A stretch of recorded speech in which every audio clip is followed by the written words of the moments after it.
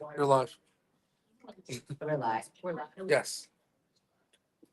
Is anyone else alive? Yeah. Hi, everyone. Good morning. So this is our Ladies for Liberty little panel. I'm Brittany Kosin, and I have run for state rep and township supervisor in Warwick Township, and I have been in the party since 2022. Obviously, Caryn and Harlos, National Secretary, depending upon. It is. Right now I am. Liberty, joined 2014. So really, Okay. Back to you.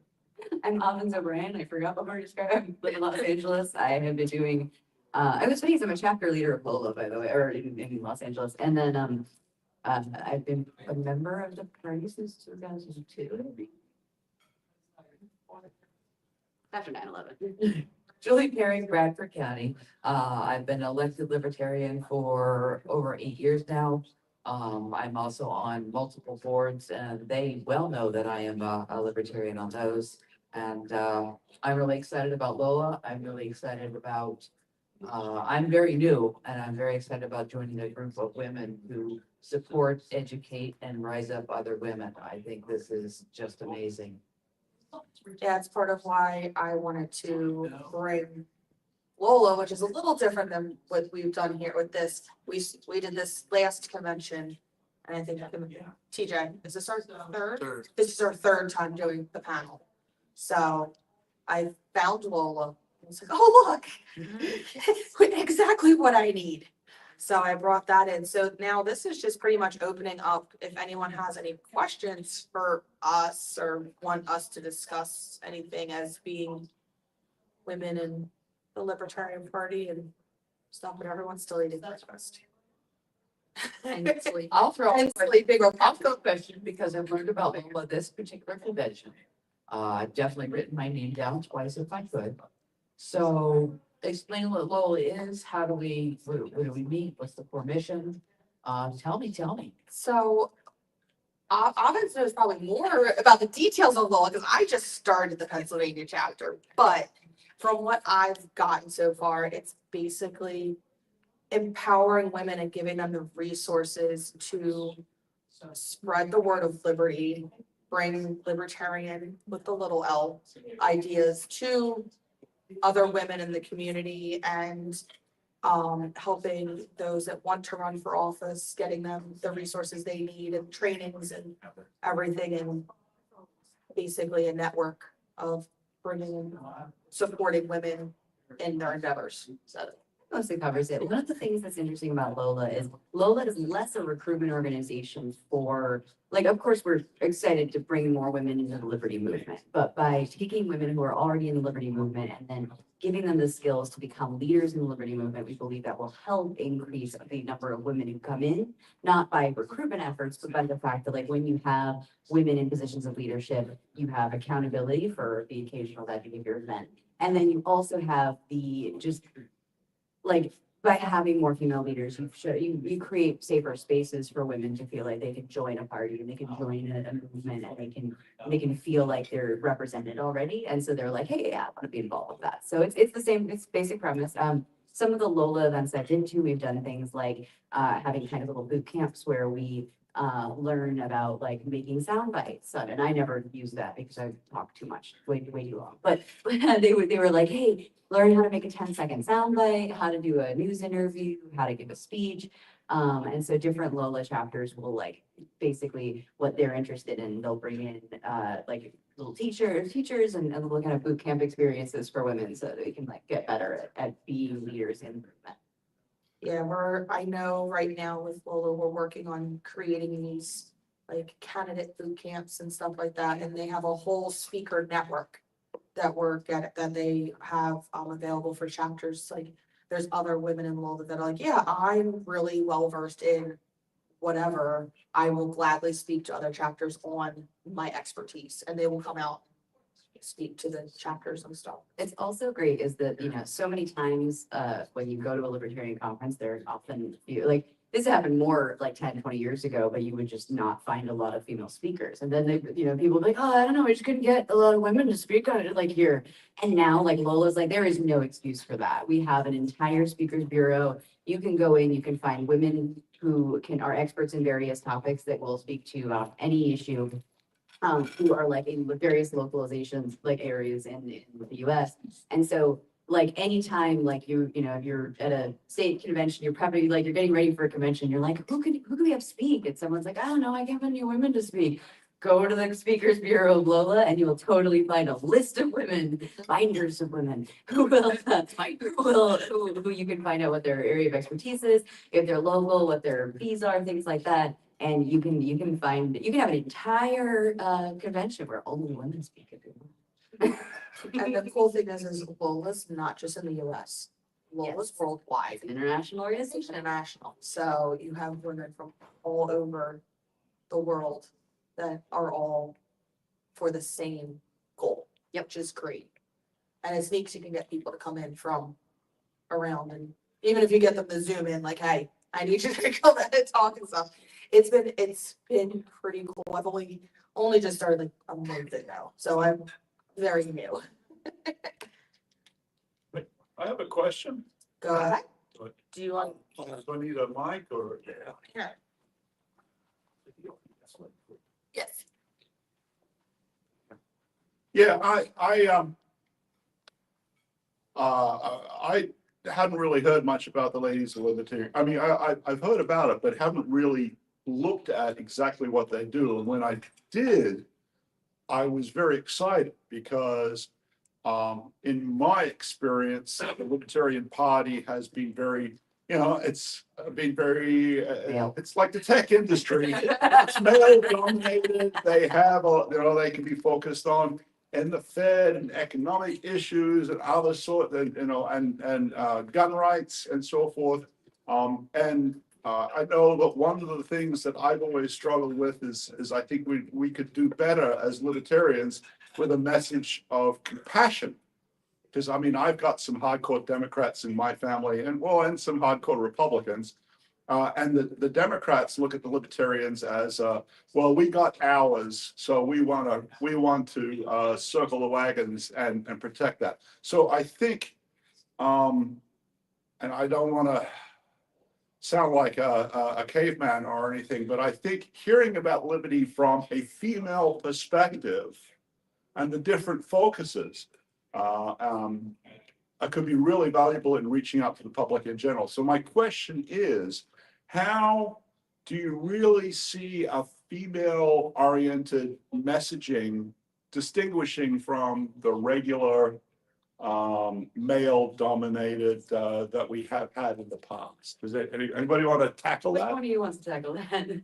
Right, I'll just pass it around. Yeah, I don't have a perspective on that, because I'm actually one of the people that, I'm actually, yeah,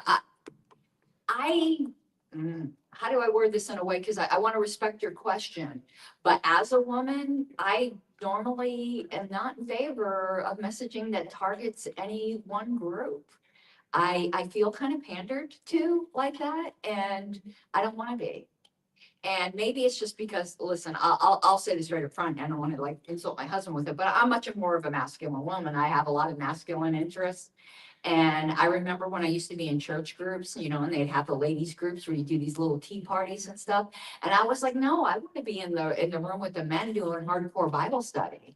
So I'm not one of those like, let's have the dainty this. And I think men are just as compassionate about women, and I think liberty's for everybody in the same way. However, I do think you got to be sensitive to the fact that sometimes we do come across as like social Darwinists, and women feel more vulnerable. And I think sometimes we need to recognize that, certainly I know statistically, like a man's more likely to get mugged walking across a parking lot at night, but a woman is more fearful, whether or not it's generally, statistically correct. So I think things like that we need to be a bit more sensitive to, or, guys being a creeping on somebody because we're all a bunch of autists and he doesn't realize that she's not interested. But in general, I don't think the modern woman wants to be pandered to, and particularly not the modern woman who might be interested in libertarianism. She's already more independent minded. That's just my particular view. It's gonna be a wrestle for that. I think also, it's with us coming from a liberty-minded female perspective, we're presenting the same concepts and ideas. It's just, it might be perceived, we could literally say the same thing and maybe change like 2 words. Okay. And it would say, and it would come across completely different to a female than if my husband or another male was saying the exact same thing. But because it's coming from a man, it's just a little different, because the perspective, it's all perspective of like, when it is such a male-dominated environment. But they're, with everything, I'm probably a better shot than my husband and stuff, and he was a weapons sergeant. So, but again, it's you getting, there's women that we just, like Karen says, if you're in the liberty movement, you're probably just a little less demure than someone who's not, because the concepts and the core values of the liberty movement just kind of lean that direction, because we have to fight in the world of like politics and stuff as a third party in general. I think that's part of it, is we're already starting lower than everybody else in the whole scheme of things. So I don't see much of a difference if it's coming from us or anything. Like, there's no difference in how you would present things. Just when it comes from a woman, it's a little different. And I'll come in from the perspective of a woman who is more traditional. I guess over time, I have been told that things I think are normal, that I am a little more outgoing, a little more willing to make eye contact, a little more willing to stand up and say, heck no. I am not, like my husband and actually a lot of people in this room today, a significant policy wonk or the interests that generally draw people to things like that. My interests are actually more based on home, family, homestead. But I also have something relevant to say. I have something relevant to add. And I think I can add interest and the skill sets that I have in the more traditionally female realm. It takes all of us. It takes all of us, and there's a place for everyone and everybody, no matter who they are. I think this is a group of women that are gonna let you know that you're valid, your voice matters, you have something to say that's worth listening to. I think the only other thing I would add, I think, well, you said everything, but, Sorry. no, perfect, it was perfect. I think, one of the things that Brittany had said, and one of the things that Caryn had said that I think is important is like, the way, even if we're saying exactly the same thing, like a woman hearing another woman say something, sometimes it just taps in the right way. And especially when it comes to subjects like, let's say, gun rights or other things like that, is that, like a lot of men will talk about, protecting their families, their homes, or just having guns for the sake of having guns. And a lot of women, we can really personalize that message about like, it's the great equalizer, because I can be just as smart as a man and just as everything as a man, but like at some point, if I'm in a dark alley, I'm, 70 pounds lighter than somebody and they have more of a capacity to hurt me. And so if I'm talking about self-defense, or if I'm inviting other women to a gun, to like a shooting thing, and if some woman is invited by a bunch of men to go shooting versus like a woman being invited by another woman to go shooting, there, even if it's exactly the same invite, there can be like, oh, okay, yeah, I'll show up to a thing with other women to go shooting. And it can be a little bit less intimidating, regardless of like, it's not necessarily a gender thing. It's just this vibe of like, hey, okay, cool. Like there's a social proof there. And and I think that's important, is like, as we say, like statistically, men are more likely to be assaulted, but like a lot of, especially in the liberty movement, there's a lot of talk that like, oh yeah, a new revolution, and like, we're just gonna bring it back to, like, there used to be a lot of talk in the liberty movement about kind of this like fetishism of the revolution and the way that this country was founded, and that's beautiful, but like women and minorities were kind of fucked during certain times in human history. And I think that being able to like communicate that these things are also good for women is just a good social proof for other women, even without changing what we're saying. Who's got another question? You had a question earlier, somebody, yeah. We're gonna give you a mic so that the people on the live stream can hear you. I'm gonna stand up because they have more energy. I won't take up too much of your time, but, well, obviously, I mean, I didn't know much about your group until coming here. And I think it's fabulous. The panelists, I'm not pandering, but finding the panel fascinating too. Obviously, I've been in the movement since '79, so it's been a boys club. And, you know, that's not working, never worked, it's not working now. So, I looked at your brochure, I saw a global map. I also have a global map here, which I want to talk to you about. This has to do with guns, which is also on your flyer. So, one of the things our movement, I'm gonna shut up in 20 seconds. One of the things our movement has neglected for 50 years is strategy. I'm sort of obsessed with strategy. So I actually want to talk to folks about strategy and guns. Obviously, guns is an issue which we do not do well with women on. But the facts are, women need guns more than anybody, as you've already stated, can talk. So, thanks, appreciate it. Just an interesting observation, and I've been sitting here, I've been trying to listen, but I've also been running in my head how to say this. I know, we brought up women and guns. I did take a gun safety course, and, I was one of the few women in the group, and I'm perfectly comfortable with that. What happened when it was time to handle the gun, it was time to target shoot and stuff. As we went down the line, each guy kind of picked up his gun, and I was familiar with them. There was a lot of first timers there. And the guys were like, you know, and it kind of happened. I reached for my gun, and I had three guys who, with the biggest hearts in the world, and I fault them none. Let me help you with that. Let me put my hands over yours and show you how to chamber around. And, you know, I was like, you know, get out of my way.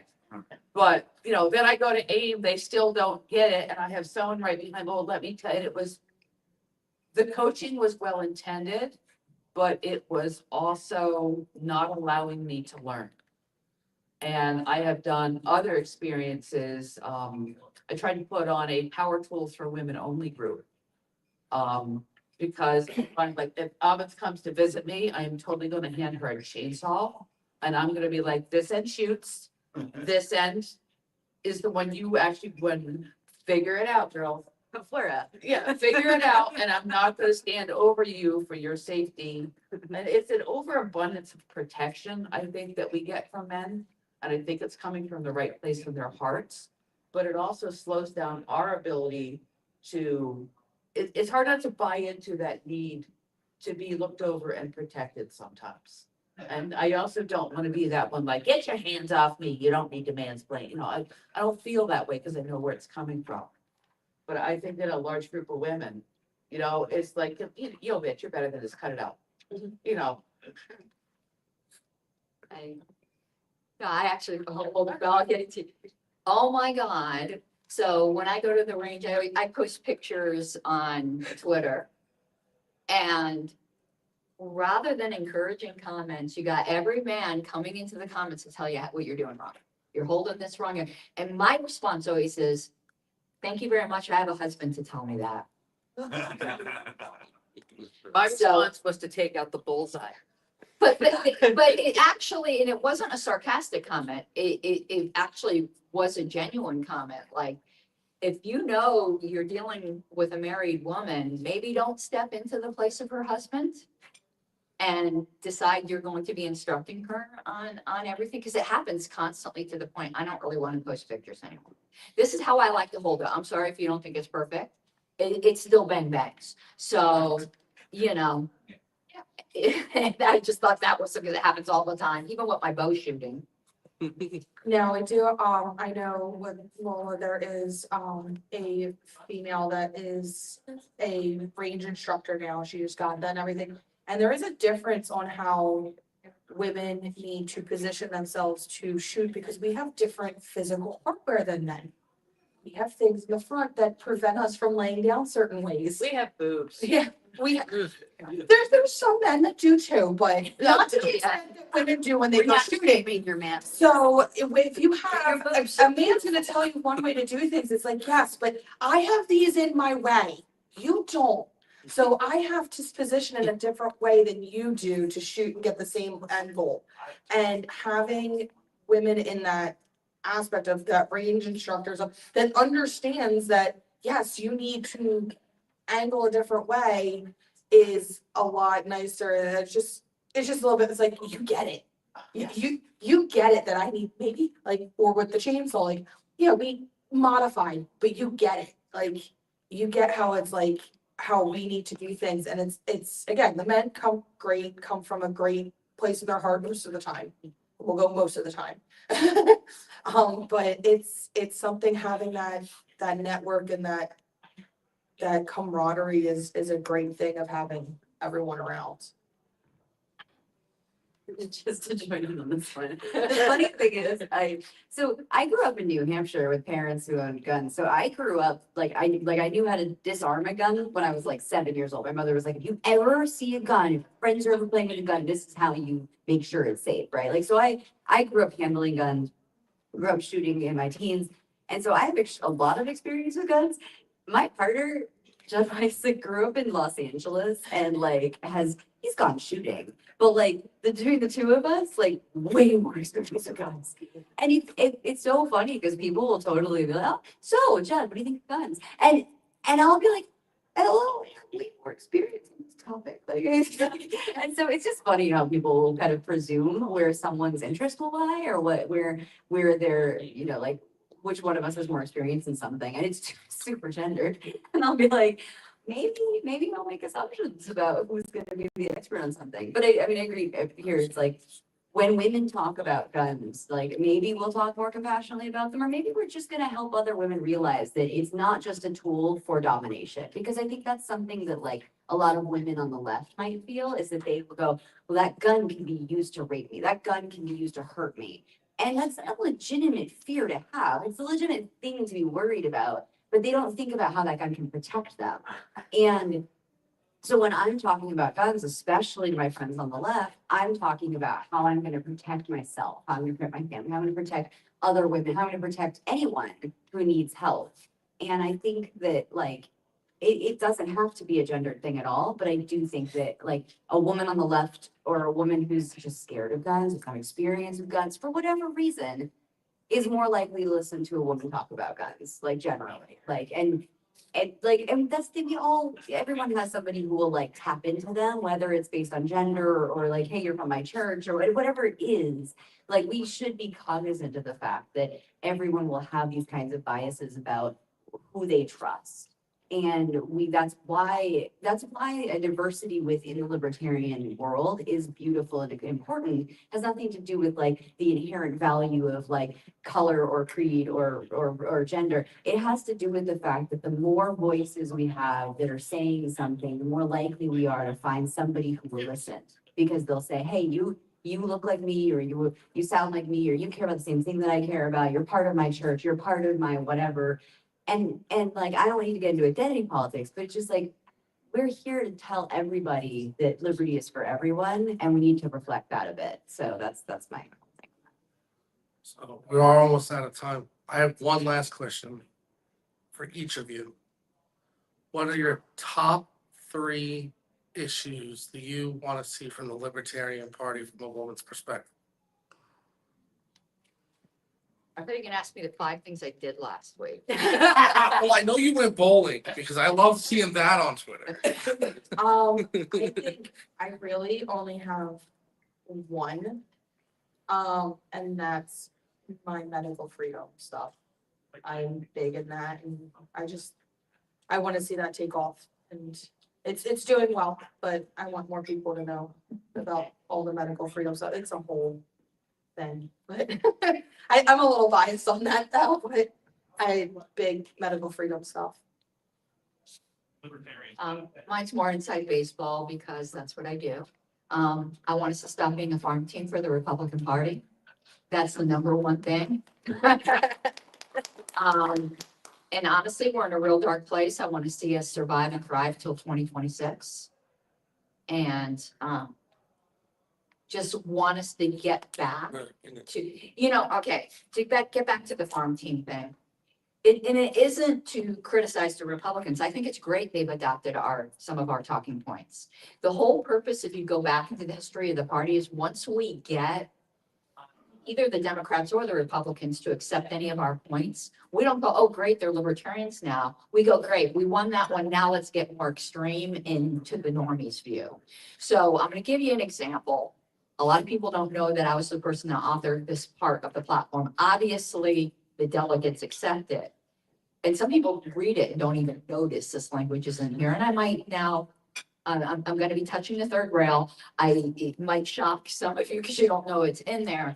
But I felt that once gay marriage got legalized, that the Libertarian Party completely dropped the whole getting the government out of marriage.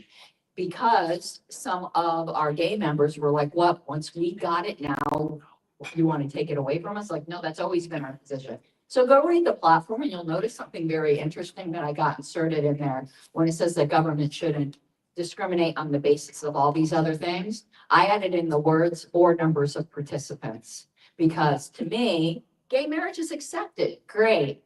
Let's move towards if people want more than one partner. And I think the role of the Libertarian Party is you accept this. Great. We've moved the Overton window there. Now let's not stay. Let's push it further. What's the next thing? Weed is legalized. We kind of dropped our whole legalize all drugs thing. Once with weed and mushrooms, the acceptable things.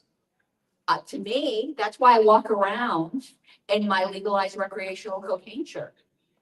I actually walked into this conference at DC when we were touring. It was like a firefighter. So I'm walking, going, okay, they're all looking at that. But I get more conversation started from that. So I'm seeing in the party right now, it's just very distressing to me where they think, oh, well, the Republicans are talking about ending the IRS, which ain't gonna do, but it's great that they're talking about it.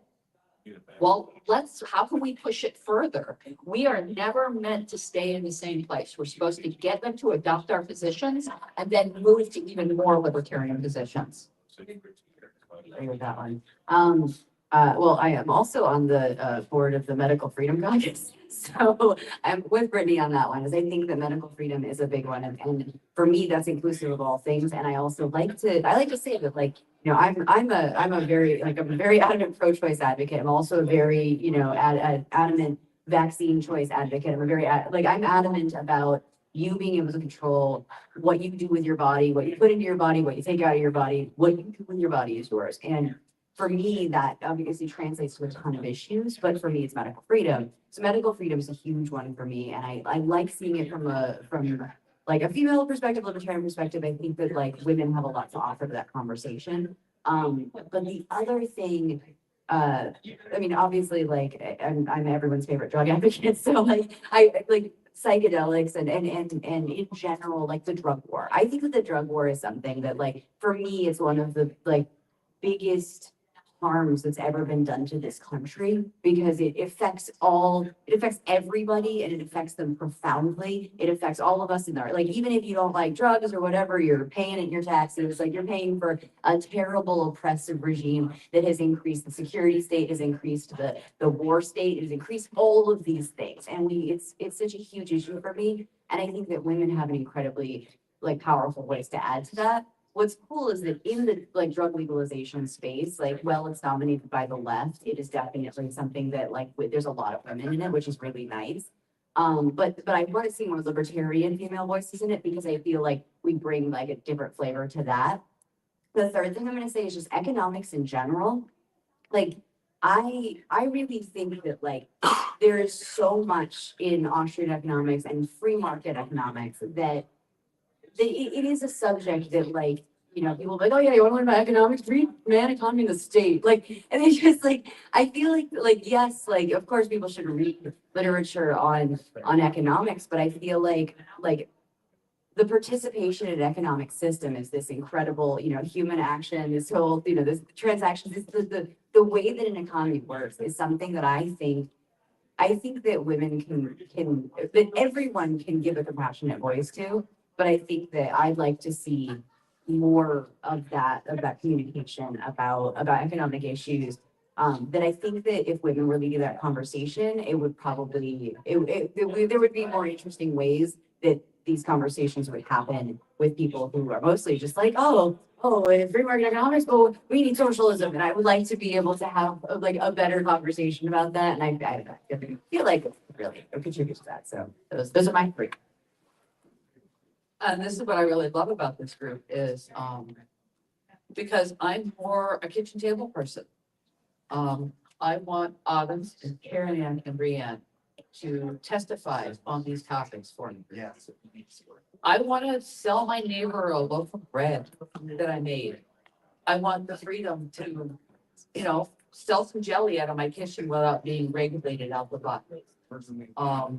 I want to homeschool my children without interference and a ton of laws regulating me. So I think that's what I was saying earlier when we first started. We're all needed here. It's all about us. You know, my platforms are way more family, home, homestead, and kitchen table topics. And it's gonna take all of us. How did you get two different color stockings? They're made like this. That is fantastic. I'll give you the website. The whole time I'm just going, Is that good? Yes. Excellent. Thank you all for coming and I hope you have a good morning.